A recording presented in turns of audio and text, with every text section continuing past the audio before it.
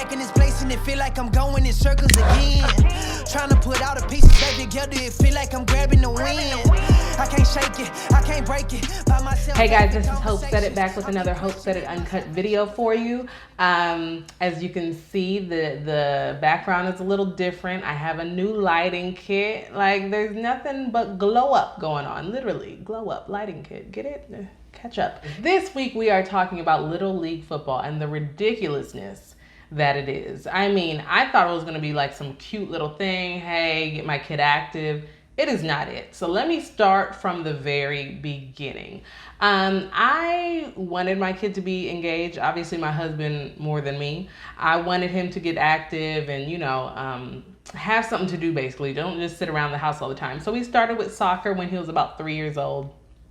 That was good. He was one of the top scorers. Cool. Okay. And then we went on to basketball. Mind you, this is all for fun. Like, barely keeping score, not anything serious. We go on to basketball, and that was a complete joke. Like, kids were traveling.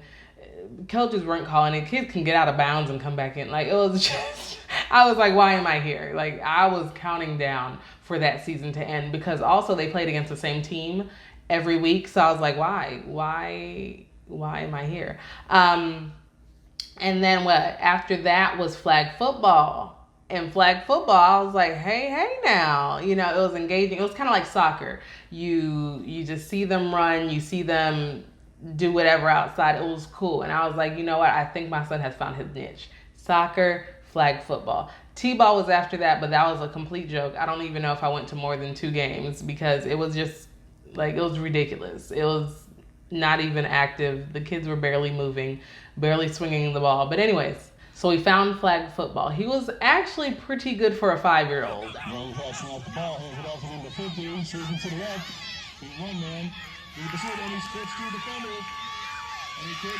Jay! Go Jay! Come on Jay! Come on Jay! Come on Jay! That's right, Jay! See, I'm not just making stuff up. He was good, right? So we were like, you know what? Next year, let's be a little more competitive. And so we did that. But my goodness, when I tell you we did not know what competitiveness would mean. So we sign up. It's like real jerseys, name at the back, whatever. Nothing crazy. And then my husband was like, yeah, so for practice. And I'm thinking, practice before was an hour before the actual game on Saturday. So, okay, what practice are we talking about? Oh, they practice twice a week. Oh, what times? Oh, from 6:30 to 8. 2 times. These are 4 and 5-year-olds. 6:30 to 8 o'clock. I got 2 littler ones. Is that even a word? 2 younger ones. 2 younger kids other than him. So you want me to hold these kids until 8 p.m., which is past their bedtime, and do what? And y'all could be thinking, well, why don't you just put them to bed? I can't do that because they're not going to sleep knowing the other one is out, okay? So it was a hot mess. Like, when the first day of that happened, I was like, what is this? What are we doing? This practice better be, okay. I mean, what are you even doing for an hour and a half? Pulling flags? It's flag football. Okay, it's okay. Practice makes perfect, correct? So I'm trying to be a team player. Okay, let's see what all this practice is doing on that game 1. I go to the game and it's so extra. I was like, guys, 4 and 5. 4 and 5. I mean, you have the parents just really yelling, like, you can cheer, but it's different when it's more like Roll Tide cheers, and you're like, oh, okay, this is a different culture than I'm used to.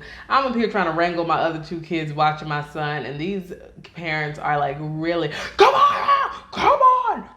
I'm like, okay, 4 and 5. I'm going to say that a lot in this video, probably. Just 4 and 5. Are we serious? Okay. So you're already taking up, 3 hours of my week for practice. Your games are on Saturday morning. Okay. When I get there, you got about 2 coaches.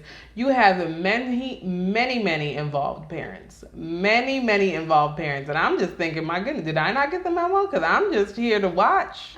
We get to the game. And it's cool. Like, the first game, I think my son scored like 3 touchdowns. Next game, 3 touchdowns. Okay, cool. And they're, hyping him up, cheering him up. It's ridiculous. I'm like, he's 5.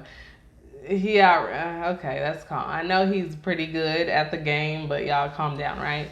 Okay, so the real true colors, the real McDeal happened when we lost. We lost the third week. You would have thought, when I tell you, when you're losing, hello, did I coach before? No, but I played sports, so. But when you're losing, that's when you need that pep talk. I think they were up by like one. The other team was up by like one touchdown. Okay, that's cool. Other team went up by like 2 touchdowns. That is when it was like, come on, this is that. Oh, you know what? The refs are doing this. The refs are doing that. Mind you, the kids were good. The kids, I mean, not great, but it was not the ref. Now the other weeks were the ref. I'll tell you that later. But either way, this first week, they're talking and they're getting all mad, like, oh, this is that, and it's the refs, blah, blah. And they're talking, like, everybody's just mad. So you have us down by 2 touchdowns. These 4 and 5-year-olds are feeding off the energy of these angry, like, the coach unhinged, just mad, doing the stupidest plays. And he thinks his son is clutch.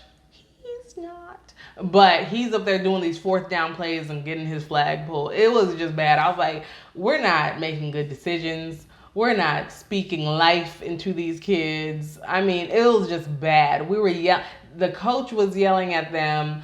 The kids were like yelling back. Some kids were crying. It was just bad. And the parents are like, oh, blah, blah. It was, you would have thought it was the NFL. I was like, guys, there's nothing at play here. There's nothing at stake.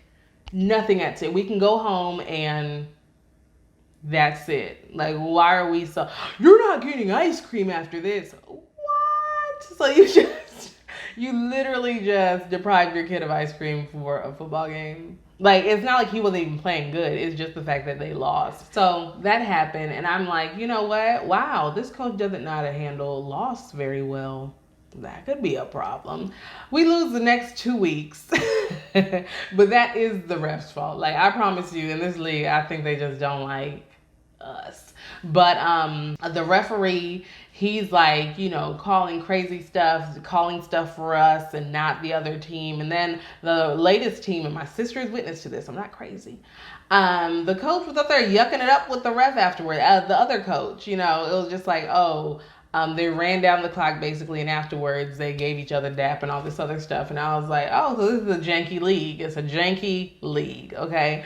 I don't know. It just takes so much time. I'm like, I'm so happy to see my son happy out there playing, and that's cool. But it just takes time. It takes time, like especially during the week. I'm already drained, you know, because I have a 7-month-old, I have a 2-year-old, and you know, we're doing our normal stuff, and then here you are taking one of the kids out 2 days out of the week, and so I'm left like, hey kids, I know this is bedtime, but let's keep the party going, you know, because they're not gonna sleep if he's not home. They're not gonna sleep knowing that the house is not asleep. You know how you just have FOMO and you're like, what's going on? And that's my kids. They're not going to sleep. So that's during the week. And then for the games to be like that, I'm like, what? Like, guys, there's nothing I say. Even if we went to the Super Bowl or championship game, what good would that do? Okay, so I'm not going to brag about, yeah, my 5-year-old kid, Super Bowl champ.